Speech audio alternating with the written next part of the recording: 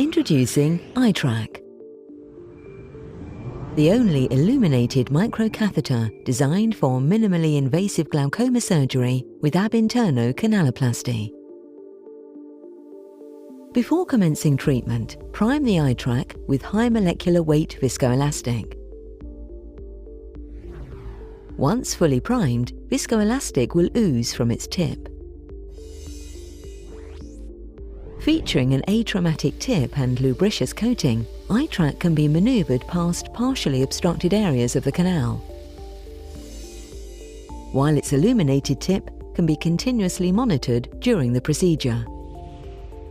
The surgeon will sit temporal to the patient to create the keratome incision.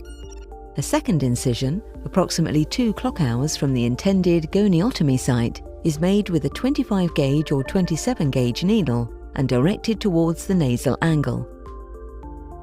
Next, the anterior chamber is inflated and pressurized with a cohesive viscoelastic.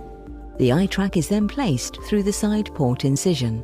Using the RPT all-in-one forceps, the surgeon will enter the anterior chamber through the keratome incision and traverse until the tip of the forceps reach the trabecular meshwork.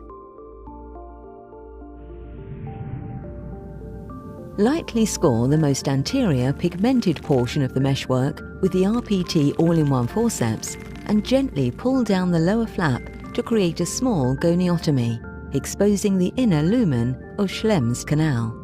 Place the iTrack into Schlemm's canal at a slight upward 15-degree approach using the RPT all-in-one forceps. Once intubated, the canal will be circumnavigated 360 degrees. During canal intubation, the iTrack separates the herniations of the meshwork into the collector channels. It also breaks inner lumen adhesions and opens the stenotic segments of the canal.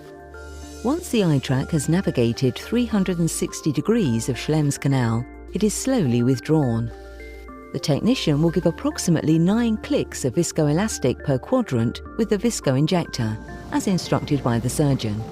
This process of viscodilation separates the compressed tissue planes of the meshwork and triggers the withdrawal of herniated inner wall tissue from the collector channels. It also dilates and flushes the newly opened collector channels. Once the canal and distal system have been viscodilated, the iTrack is removed and all residual viscoelastic is removed.